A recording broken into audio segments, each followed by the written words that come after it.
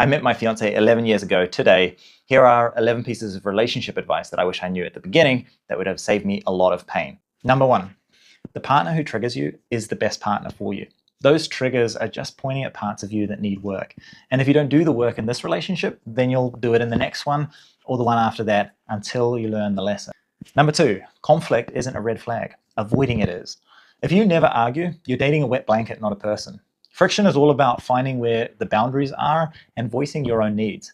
Besides, you need a partner who will push back on your stupidity every once in a while, and that process is not going to be comfortable. Number three, unspoken expectations are premeditated resentments.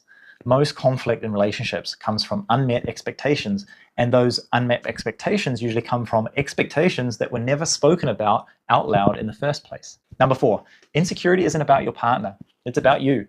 When you feel insecure, it's because deep down, you don't believe that you can meet your own needs, so that you need your partner to do it instead. And when they don't, you get angry or afraid, but that's not their problem to fix. Number five, your partner's anger is just a cover up for fear. When they blow up, there's a scared kid underneath it.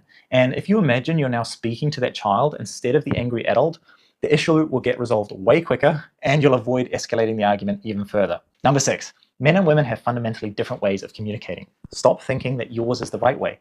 It's your job to figure out your partner's way and communicate in the way that they need, not try and make them communicate in the way that you need. Oh, and don't just assume you're talking about the same thing just because you use the same words. We all have our own little realities that we live in. Number seven, the best way to get what you want and need in a relationship is to give your partner everything that they want and need. Otherwise, you're both pulling at the same end of the rope, but in opposite directions, and neither of you gets anything. Number eight, now this one might be a bit contentious, but Jesus was wrong. The golden rule is terrible relationship advice. Do unto others as you would have done unto you doesn't work in relationships because you have different needs. Instead, learn how your partner wants to be loved and do that instead. Speaking your love language to someone who has a completely different love language is just talking to yourself. Number nine, everyone is looking for love and acceptance. Everyone. No matter how tough, secure, beautiful, or smart they are, that need never fully goes away. So make sure you're intentionally giving that to your partner. Don't just assume that they know. Number 10, you'll only ever accept the love that you think you deserve. Your partner can't convince you they love you if you don't believe it in your heart that you're worth loving. So instead of asking them to reassure you constantly, start accepting yourself. It will make their job 10 times easier. And finally, number 11, relationships are never 50-50, and they're never fair.